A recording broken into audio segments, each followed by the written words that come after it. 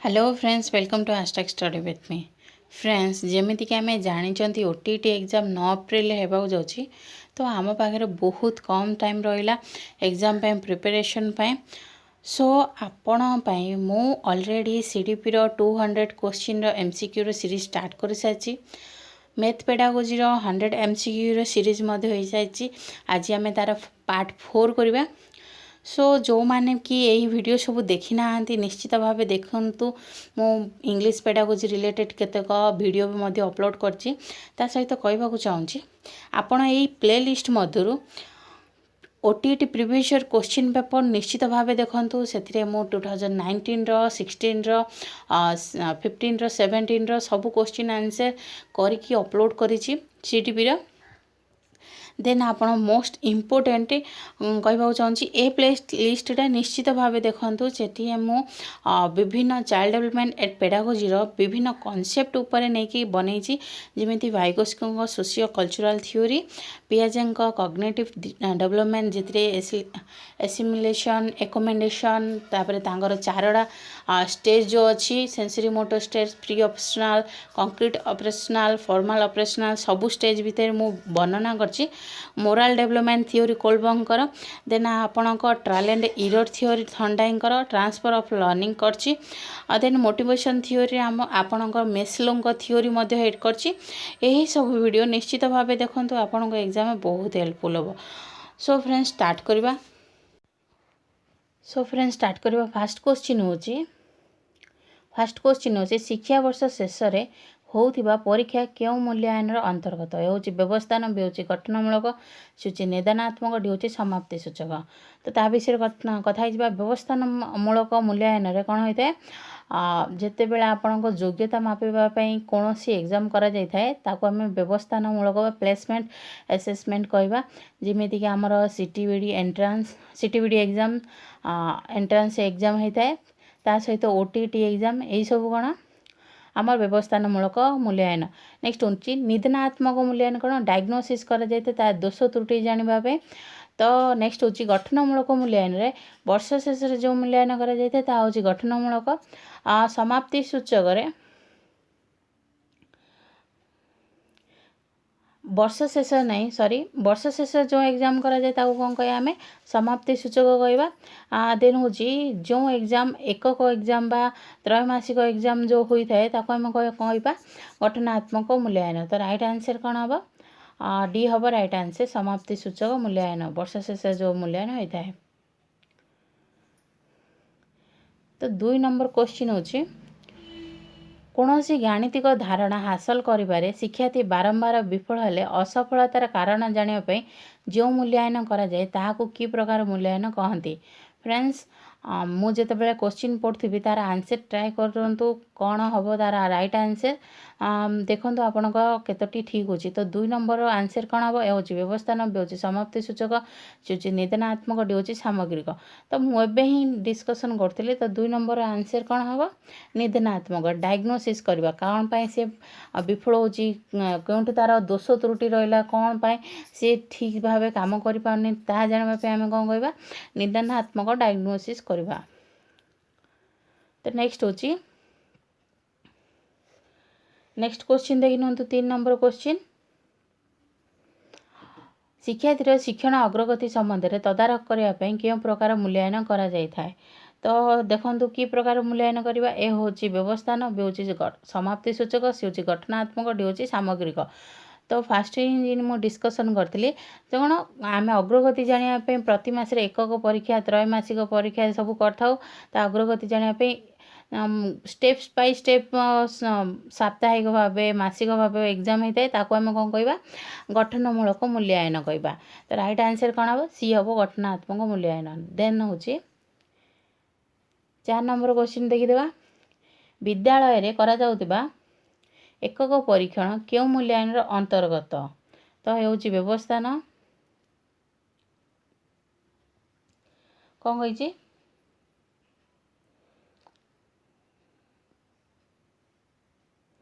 तो कौन विद्यालय करा जाउतिबा एकक परीक्षण क्यों मूल्यांकन अंतर्गत ये हूँ व्यवस्थान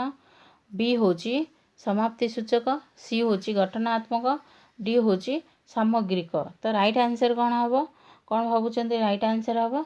ए हम व्यवस्थान बी हूँ समाप्ति सूचक सी हूँ गठनमूलक डी हूँ सामग्रिक। तो राइट आंसर कौन हम गठनमूलक एकक परीक्षण मुझे ही डिस्कसन करी।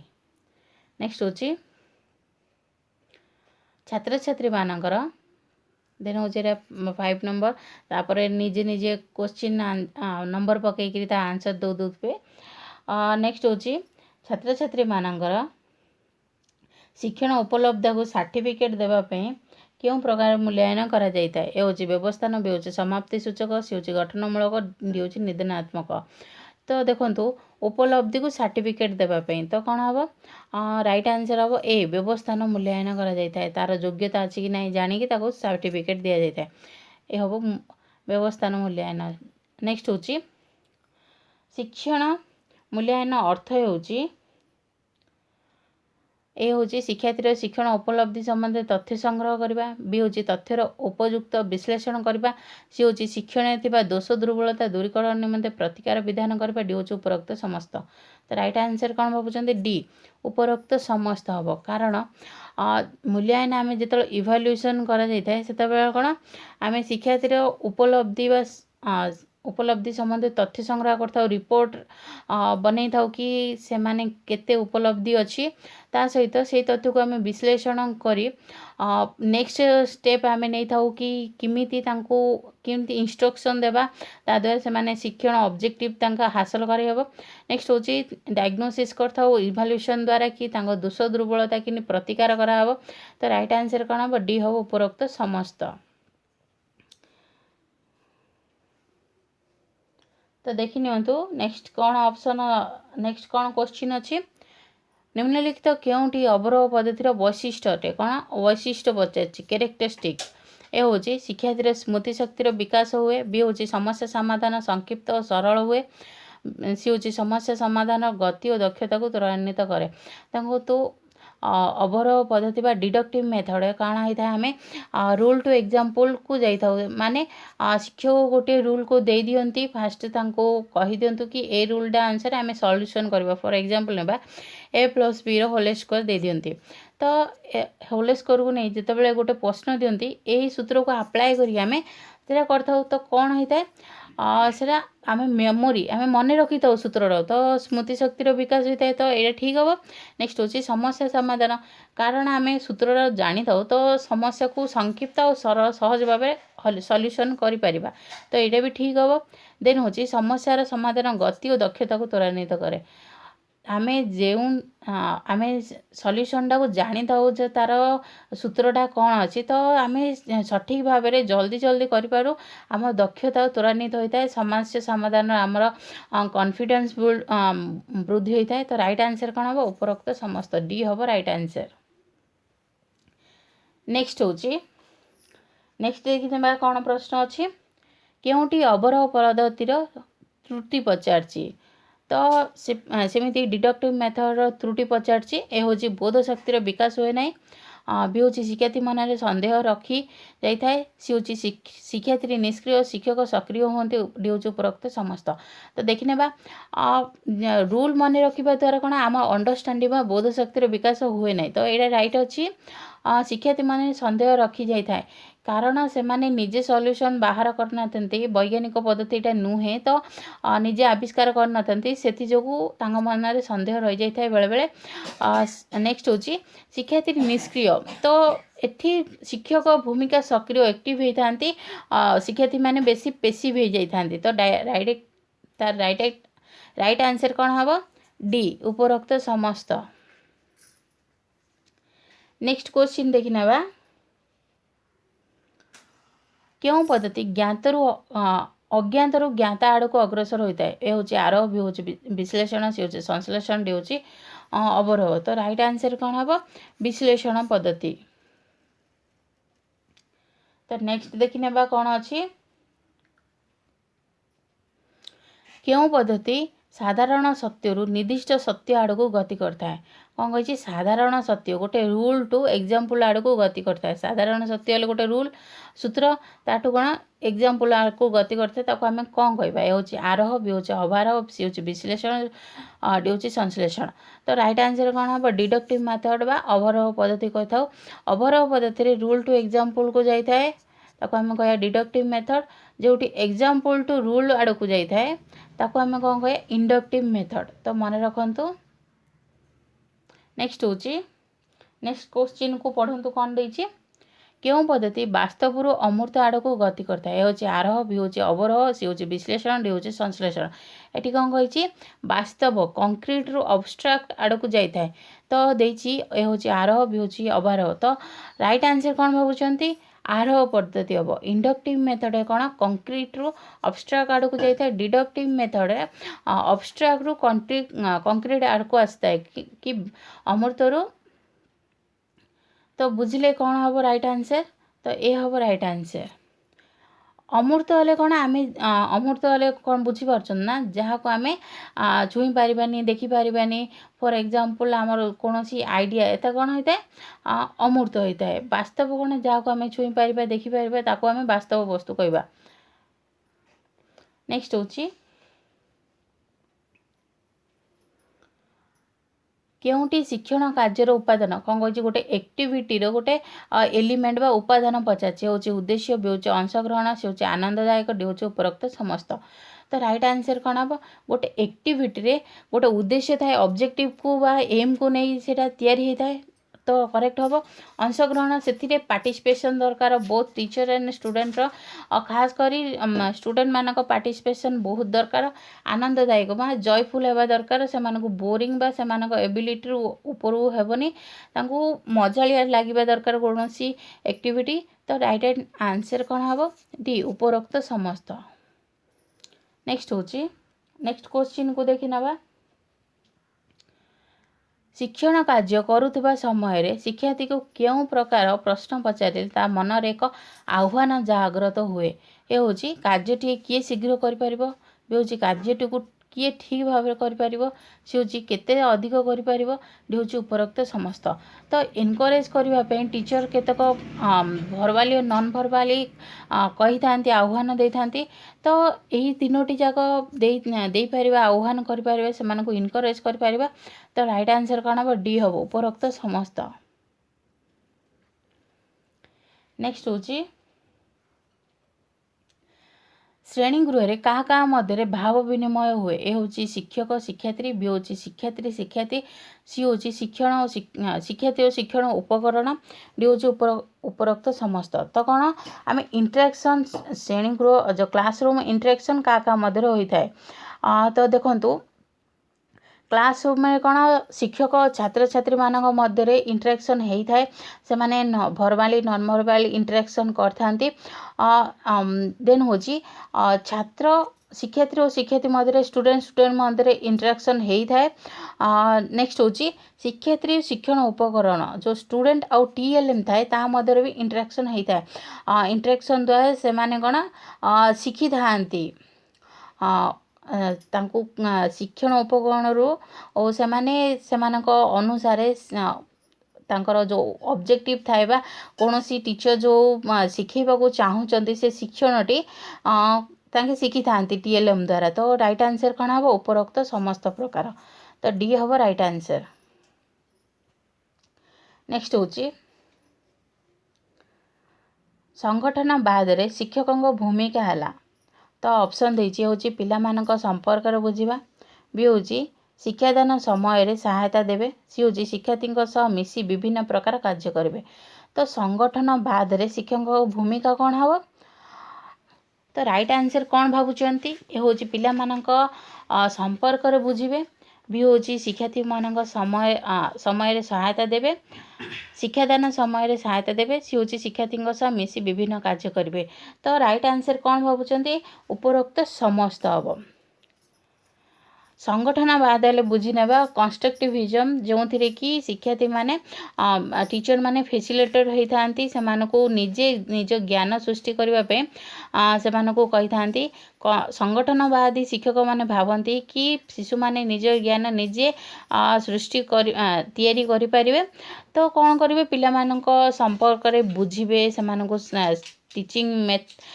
तांकु से समय साहाय्य करेंगे शिक्षादान समय सहित विभिन्न कार्य मिसी विभिन्न प्रकार कार्य करेंगे से सहित मिसी तो राइट आंसर कौन हम डी हम उपरोक्त समस्त।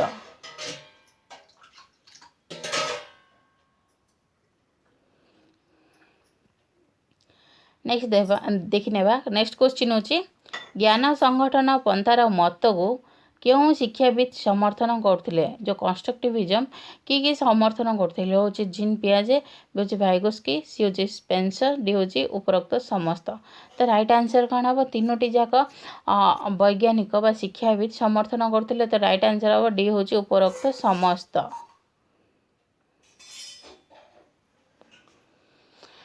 नेक्स्ट क्वेश्चन देखने नेक्स्ट क्वेश्चन कौन अच्छी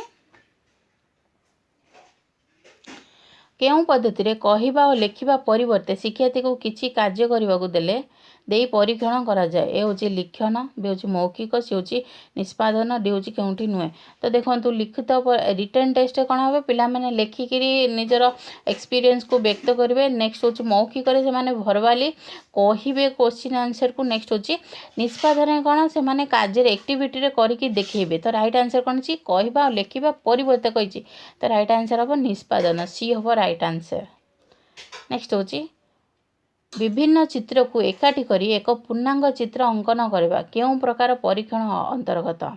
होची लिखन भी होची मौखिक सी होची निष्पादन डी होची कौन सी नुहे तो राइट आंसर कौन हम बाहर भी सी हम राइट आंसर। नेक्स्ट होची सामग्रिक मूल्यांकन पाई केउं प्रकार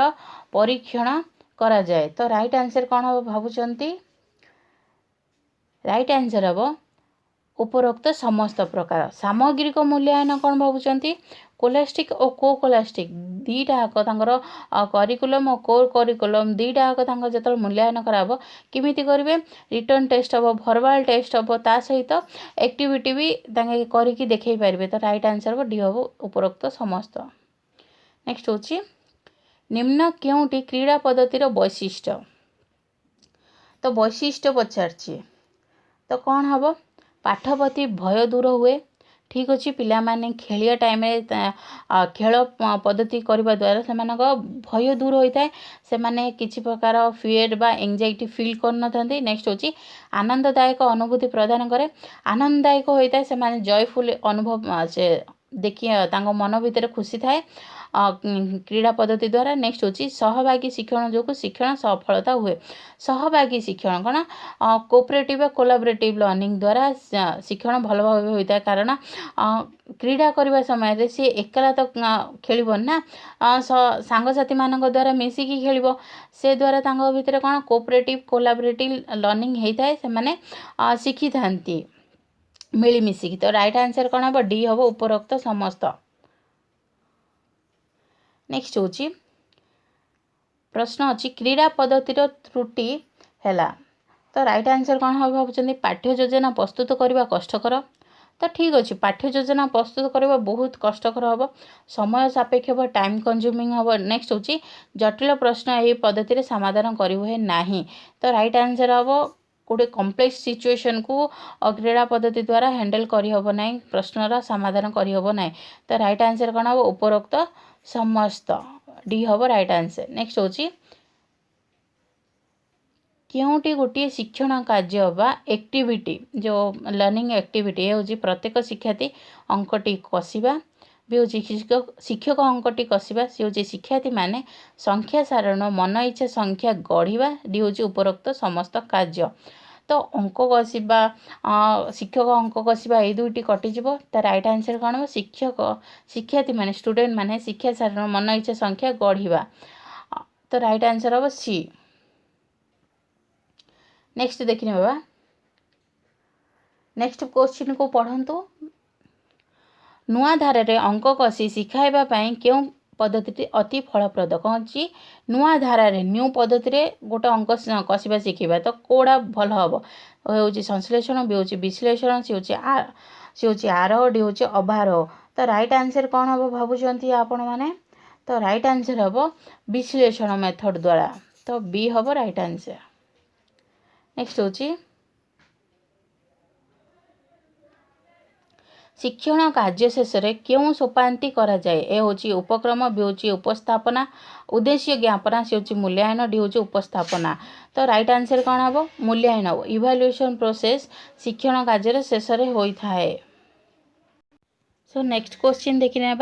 पाठ्यक्रम जो श्रेणीगृह भितर क्यों असुविधा सृष्टि हुए ए हूँ परिच्छन्नता बी हूँ विशृंखला सी हूँ शिक्षण कार्य डी हूँ श्रृंखला तो आ राइट आंसर कौन भावुंट ए बी सी डी भितर कौड़ा हम राइट आंसर विशृंखला डिस्टर्बेंस हम आपण भावुंट करिकुलम बा पाठ्यक्रम द्वारा किमिति विशृंखला हम जदि पाठ्यक्रमटी पिलामानकर एबिलिटी बा मेंटल एबिलिटी अनुसार न होइतिबो तांको मेंटल एज अनुसार न होइतिबो सेतेबेले कौन होता है विशृंखला सृष्टि होता है से माने पाठ्यटी को बुझी पार न थांती तांको मेंटल एज रु अधिक होइजिवो फॉर एग्जांपल भाबे 5th क्लास पिला को जदि एजुकेशनल साइकोलॉजी पढ़ेबे ताहले कौन हम ता मुंड उपर उपर पळेइबो सब कथा तो ताकू कौन सी पाठ उपर ध्यान छाड़ी कौन हम सी विशृंखला कथा हम समस्त सांगसाथी मान सहित कथा हम तो कौन हम क्लासरूम रे ऑलरेडी डिस्टर्बेंस हम तो राइट आंसर कौन हम बी हम राइट आंसर। नेक्स्ट हूँ वास्तववाद शिक्षार प्रवर्तक किए हूँ फ्रोवेल बी हूँ स्टीवेनसन सी हूँ किलप्राटिक डी हूँ जॉन डुई तो राइट आंसर कौन हम जॉन डुई डी हम राइट आंसर जॉन डुई वास्तववाद शिक्षार प्रवर्तक थिले। तो एतिकी आजिर सेक्शन टी शेष होला तो आपन को किमिति लागिला यही वीडियोटी निश्चित भाव कमेंट करी कहिबे। Thanks for watching.